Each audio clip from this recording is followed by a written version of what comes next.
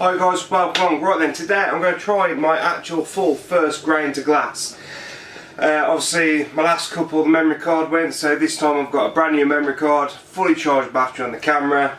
I've got my Grainfather set. It's currently 7 o'clock in the morning. I'm about to go to work, but obviously you guys that know about the Grainfathers, I've currently got it set to delayed heat for about another 10 hours. So hopefully by the time I get back from work this evening, about 20 past 5, Grainfather will be all heated up and ready. I've got 6 kilograms of marisota. Yeah, I've got 6 kilograms of marisota. I've got 500 grams each of rolled oats, barley and wheat, and we're going to try and recreate the New England IPA that I made. I'm going to try and rack it differently because, like I say, I had a lot of bits in the last one. I had to filter it through a muslin cloth. So hopefully, all going well in the next couple of weeks, I want to be able to keg this. How likely that is yet, I'm not too sure, but we will give it a go. Birthday in about 3 weeks time, 4 weeks time, so I'm hoping to have New England IPA on tap. If not, then I'll have it in bottle form for my birthday, so, and hopefully less bits and trub and everything else. So yeah, I've got to get to work to go, well actually I've got to go sit in traffic to get to work, and I'll see you guys in 10 hours 5 minutes 14 seconds.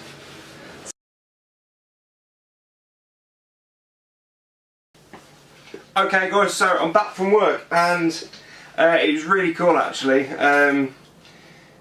The app actually notified me while I was at work that the delay timer had finished and that it was starting to heat up. I don't know if that'll focus. So yeah, we're currently up to 66 degrees, which is mashing temperature. So in the mash, we're going to go 500 grams of flake barley, 500 grams of flake malt. No. We're going to go 500 grams of flake barley, 500 grams of malted oats flaked, 500 grams of flaked wheat, and we've got 6 kilo of marisota. So I'm going to get that mashing now. I've got to submerge the inner basket and mash it in at a bit of time. Start the recipe on my phone, and then I'm quite excited to see how all this works. Really, I've never used it. So yeah, let's get mashing.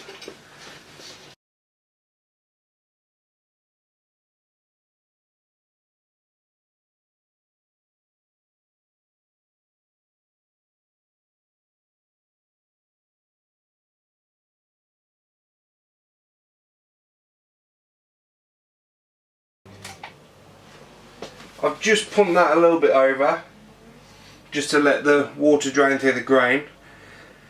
So now, I'm not sure if I've actually done this right. So, mashed in, not an issue. Now I'm going to go into my recipes. And this is a copy of Hazy Jane New England IPA. So we want to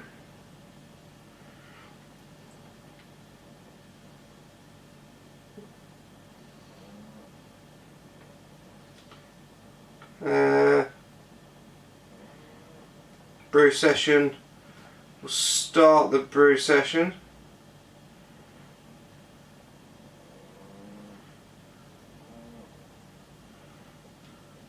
Okay, you have to bear with me with this one. Start session, big button.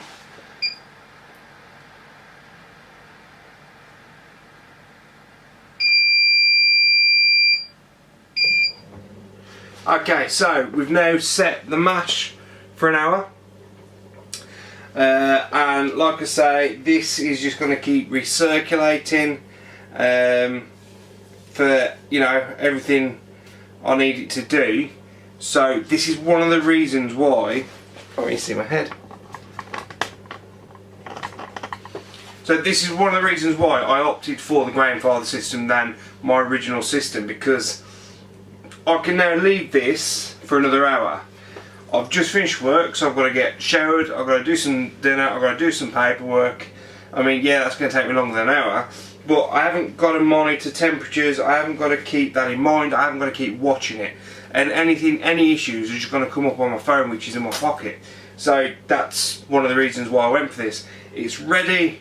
I mean, I've been home 15 minutes, I'm mashed in, it's now 6:15, so by 7:15 my mash will be done. I've got to heat some sparge water up, and then hopefully then, you know, we'll sparge it. And one of the reasons I picked this recipe for the first sort of use, to get used to it, there aren't actually any, well, many, I think there's 2 hop additions to the boil. So I'll weigh those out now, I'll get my sparge water up and running, and then I've got time to just go off and get life sorted, really.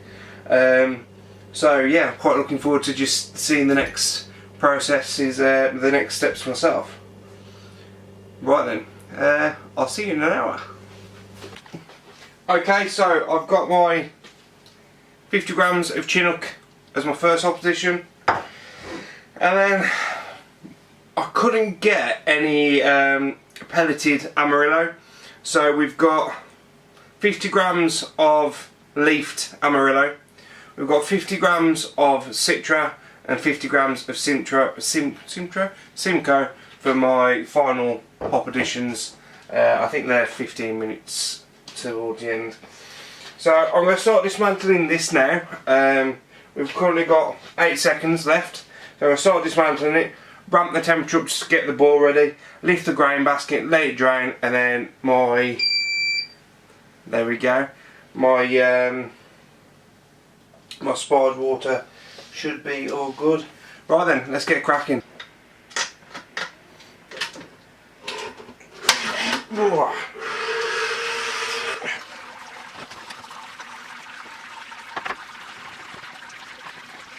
Okay, so I'm just going to wait for this to stop draining down. I've ramped the temperature up to 100 now, so it'll start heating the element up and hopefully get it to start boiling away. I've got my sparge water over there, so I'm going to wait for this to stop draining, and then what I'm going to do is start sparging while that gets up to temperature for boiling. Okay, save having to jug it. What I've actually done is I've put my pot up high and got a siphon, and I'm just sort of using it as a hose just to allow it to sort of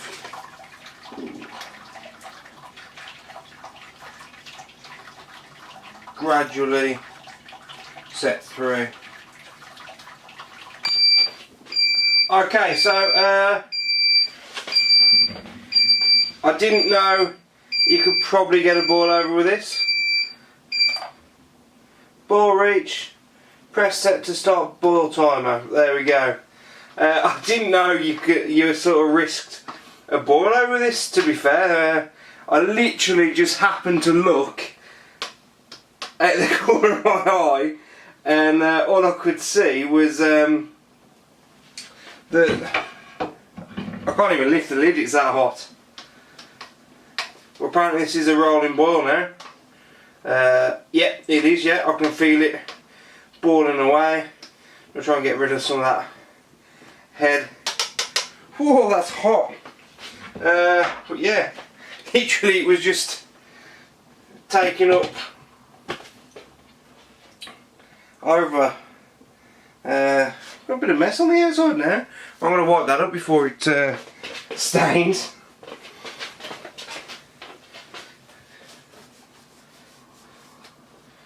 Going to need a right clean, that is.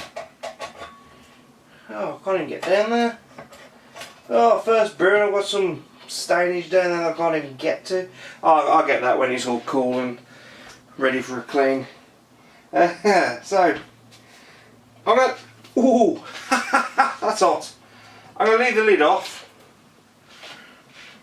because it just keeps rising up. I don't know if I should be leaving the lid off because obviously I don't want it to boil away. It's a really good boil though. So bring you over a little bit closer. So there we go. Got the rolling boil. 59 minutes left on the timer. 59 minutes left on the timer. So yeah, we'll see. Okay, so we've got the first set of hop additions ready to go in now. Bit weird, it's not beat to tell me to add them, so I've got to get used to this. But we've got 20 grams of Amarillo, 20 grams of Chinook, 20 grams of Simcoe. So there we go. Okay, now 50 grams of Chinook, flame out. Okay guys, so that's it. We've I've transferred it to a storage box. I want to try this storage box idea. I've seen some people do it on Facebook, and the whole idea is, well, you can stack them on top of each other. It's not airtight, so it's going to let the CO2 go. I mean, this could be a complete fail, and I might just have to, you know, rebrew it again. But I've got my dry hop additions, which are 50 grams of Citra, Simcoe and Mosaic. So those will go in 5 days before I bottle. Obviously I'll have a look at this, see what I'm thinking regards to, you know, has it been okay in this box. I'm going to pitch the yeast in a minute. It's still a bit hot. I couldn't use the cooler, the chiller, the water chiller, because, well, I just couldn't find the tap adapter kit that I had. It's got to be somewhere in the house. So I've sort of left it, I've whirlpooled it, I've transferred it slowly to this. So I'm just going to let this now with the lid on, all the steam and everything. It's going to kill anything that's, you know, been in there. And there we go, this is ready now, so I haven't got to mess about weighing it all out. Everything's clean and tidy. I've got the grain basket all washed up behind me. I've just literally got to wait for that to cool down now, and we're all good to go. And then I don't actually have to do anything other than cut this open and chuck it in I don't know, a week's time. Right then, I'll see you in a week. So now it's been in the fermenter for just over a week. I'm not liking this storage box idea. I mean, I've got no airlock, I've got no signs of telling if it's still going or not. So my plan is to rack this in and then try and bottle as quick as I can. I'm getting a bit nervous about the entire thing. Right then, so as said earlier, vacuum packed my dry hop additions ready. So hopefully it's going to smell really nice.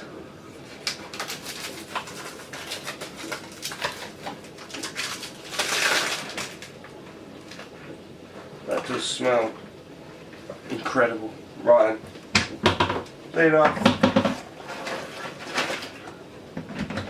Dry hops. Right then, what I want to do, oops, there's some hops in there.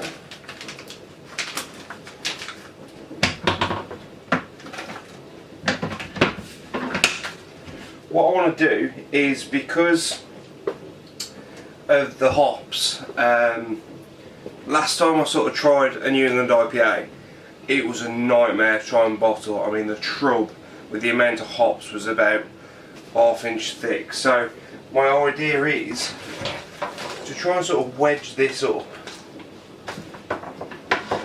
at an angle like that.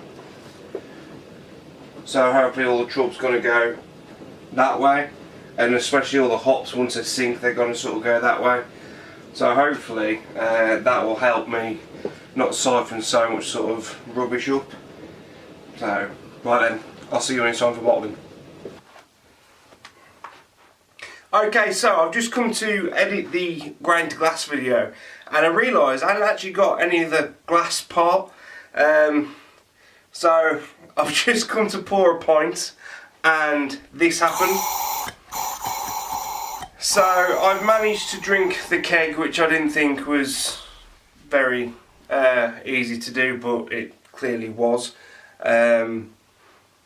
So from transfer to keg, I had a few issues, mainly with hop debris and sediment. Literally clogged up the keg right up, and it was an absolute nightmare. I mean, I ended up swapping the gas over to the inlet, blowing it out, and then I even ended up just taking the actual tube out and cleaning it all out. It was stupid. So the next one, I just want to sort of try and get a less hoppy beer that I can keg and, you know, let go nice and clear.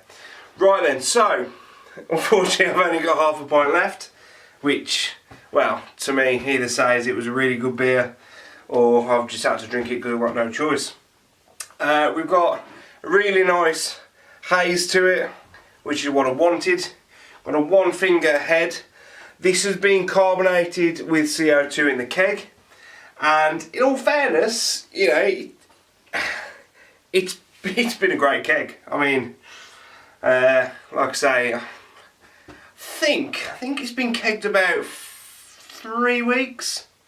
Yeah, probably about 3 weeks, 3.5 weeks.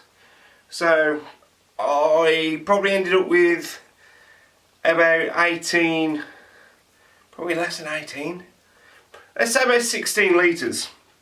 Again, because of the trub size and because of the container that I fermented it in, it was just not ideal. There's another video coming up with my findings of using the storage box as a fermenter.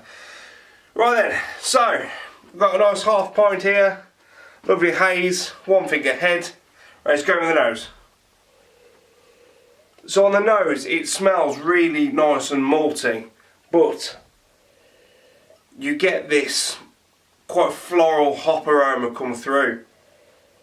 It smells a lot like an IPA, but it's got the malt base of like a rye really. It's a bit of a strange one. Alright, let's go with the taste.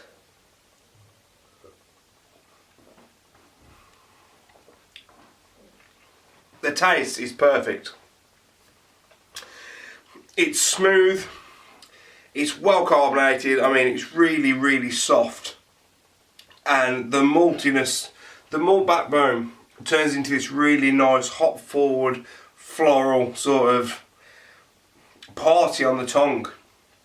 And then because the carbonation is so smooth, it just allows it just to ride along the tongue to the back, where it just turns into this really nice bitter sort of finish. There's no residual sweetness to it. That's one thing that I didn't like about bottles, because I always ended up with that residual sweetness that I myself, I don't like sweet things, so they're always nice, but this to me is perfect. So this is actually the last of it, which I'm a bit disappointed with. Will I brew it again? I don't think I will. If you've watched my other homebrew Wednesday video, I did my last New England IPA where it was like really nice vibrant yellow. I think that one was better, so I might try and recreate that one again. But for now I'm going to drop the Serious Hot Bombs out of the way. I just want to sort of concentrate on getting a really good base beer now, just so I can get tinkering myself with different ideas that I've got flying about in my head. I've actually got a really hop forward beer to brew next, but yeah, it's really good. I recommend brewing it. It was, you know, it's an easy brew to do. There's not a lot of hop additions. It's all mainly secondary dry hop, so it wasn't too bad in that sense. Guys, I hope you've enjoyed my first grain to glass video. A little bit patchy. Probably probably a little bit cutty and jumpy. From now on, then, my grain to glass videos, obviously that was my first sort of use at the Grainfather as well. From now on, my grain to glass videos are going to be literally the grain, sped up, mash, ferment, and in it. I want to try and get it all in under 10 minutes from beginning to end. So guys, hope you enjoyed this. Please click like, please click subscribe if you haven't already. Got a lot of great things coming up. A lot of crazy ideas in my head. So yeah, I'll see you on the next one. Cheers.